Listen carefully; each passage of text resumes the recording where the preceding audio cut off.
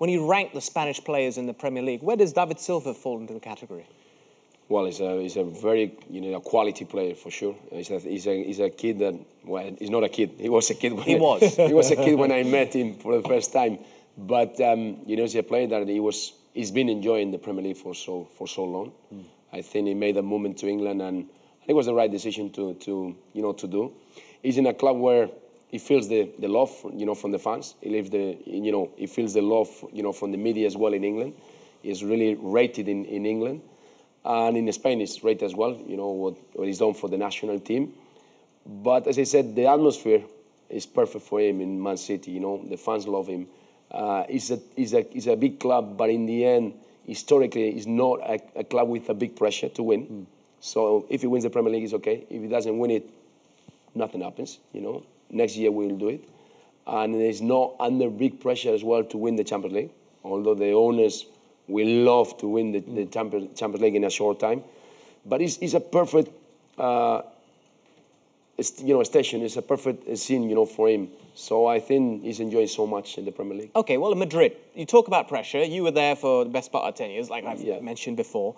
Marca, AS, radio stations, newspapers have 8 pages. 8 9 pages pages a day. On Madrid. I know that they're probably having to make up stuff because they have to fill the pages. They have to make up a lot of things. I don't know, I'm just presuming this. Yeah. What if David Silva was at a Madrid or a Barcelona where there is pressure, not just within Spain, not just within the city of Madrid or Barcelona, but global pressure? Well, I don't know. I think, when he was playing for Valencia, there were a lot of rumors, for him, that David Silva would go to Real Madrid or Barcelona. But in the end, he ended up, signing for Man City and moving to England. The decision is always, personal and individual. But of course, the way his style of football I think, is more suited, to Barcelona, the way they play. With by then with Iniesta, with Xavi, Busquets, because that was the way they played in the national team as well. In terms of pressure, obviously, I know him mentally. He's a great lad. He's a great person. He's from Canarias, from Canary Island, and maybe he would have problems in Real Madrid in terms of pressure, because he's not the kind of guy. He's an introvert guy, so he would be at least uncomfortable with all the pressure from the media in Real Madrid on a daily basis. Yeah, that's what I think. Let me flip it back to the earlier question. Where does he rank amongst the Spanish players that have played in the Premier League? There have been some great ones there. Michel Salgado, for example. So I was late in there, so I don't think they remember me so much. Not in your prime. For Blackburn Rovers. But, I think Torres, has made a big impact in Liverpool. I think he's a beloved player in Liverpool. Pepe Reina, same situation. And so many players that decided to go to Premier League, I think, in some way, they changed, our view in Spain about players going overseas. It was difficult for the Spanish players to move away from Spain. It's a league that we love. It's a style that we love in terms of football. And moving to the Premier League, when all the players moved to the Premier League, the first players, I think it was a turning point. And right now, I have to say that there is a big influence as well in England right now from the Spanish players. Yeah. And I think the fans, the English fans, they rate really well the Spanish players in the Premier League. I believe that excellent players can play for excellent clubs in any country. Everywhere. But of course it has to be an excellent club. And I don't see personally, and David Silva better than I do, I don't see him particularly having a problem playing at a Barcelona or a Real Madrid, because I think his focus, his life is about football. And let's be honest, if you're a good footballer, why wouldn't you fit into Barcelona or Real Madrid? Because they're they're both great footballing clubs, and they're loaded up with excellent players. Yeah, but I saw so many big players, amazing players going to Madrid.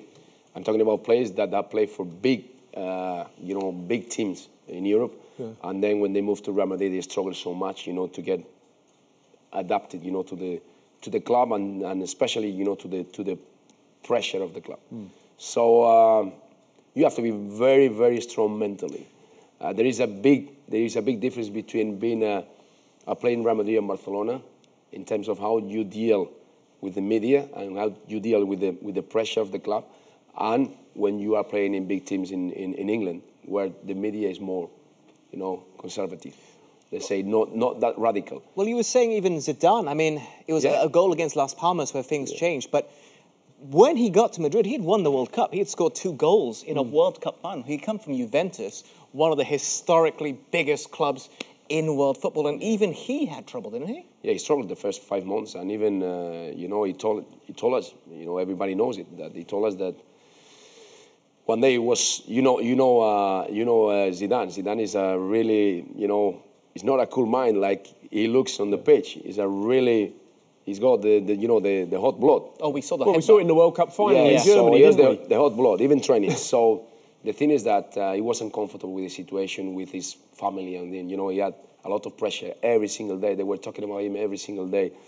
Things were not happening, on the pitch. He was not playing as well as he wanted, because he was always perfectionist, and he wanted to play well and well and well. That was very difficult in the first 4 months. And he told us, I want to leave. I'm going to leave. I'm going to leave Real Madrid. I cannot handle it. And then suddenly, we told him, look, it's a matter of time. Don't worry. Relax a little bit. Relax, and you will enjoy Real Madrid. It's a matter of relaxing yourself. It will come a time where everything is going to change. And then, this goal in Las Palmas, it was a free kick. And after that, he relaxed. And, and we saw the best Zidane. But he struggled a lot. And even the last year in Real Madrid, he was, whistled by the fans because he was not physically like he liked. And he made the decision to leave Real Madrid and to get retired. That was the Zidane, he was that, hot blood. So I saw so many players struggling. I cannot tell you names, but I saw one player on the bench and he played for big teams in quarterfinals. And we needed a change. And we needed a change in that position. And he didn't want to play. He didn't want to come on. He didn't want to warm up, and he didn't want to play because he was under the scrutiny of the fans and the Bernabeu. So, Real Madrid and Barcelona are different clubs. Interesting. Very fascinating. But, I agree with him. The big players, they can play in any big team. I mean, Silva, in terms of football, there's no doubt. Well, he can play in Barcelona, he can play in Real Madrid, he can play wherever he wants. But what I mean is, in terms of pressure and mentality, at least maybe he would struggle in Real Madrid or Barcelona. Well, the flip side is your old teammate, Gary Lineker. He did do the business in Spain, didn't he? I mean, did you ever chat with him about it? You got a hat-trick in El Clasico, if I'm correct. Yeah, I think he did great. Gary Lineker did extremely well at Barcelona. He's won, Yeah, very well indeed. And interesting, not that many English people do it, but Gary Lineker learnt the language as well, which I think endeared him a little bit also to the fans there. Whereas if you look at, and I think Gareth Bale's done fantastically at Real Madrid, although he's under a lot of pressure at the moment because of certain things, one of which is people say, well, Bale hasn't made a great effort to learn the language, hardly speaks the language, doesn't really socialise with the players, hasn't fitted into the Spanish way because he goes to bed early rather than going out with the players and eating late at night on certain occasions. So, I guess, that business about when in Rome, do as the Romans do, you do have to change to the way of the country. You know what Gareth Bale is missing at Real Madrid? Go on. Michel Salgado, because he had to babysit all the English players. Babysitting English players. You did, right? I'm correct in saying that. I did with all of them, yeah. McManaman, Beckham, Owen. Michael Owen a little bit, Jonathan Woodgate. So I was the babysitter of them, yeah. Because I was the only one to speak a little bit English. So I was the one to explain to them everything and hanging out with them. I think I now know where Beckham and Woodgate got their hair inspiration from. It's all making sense to me right now. It's all because Michel Salgado. Lily. Quite possible.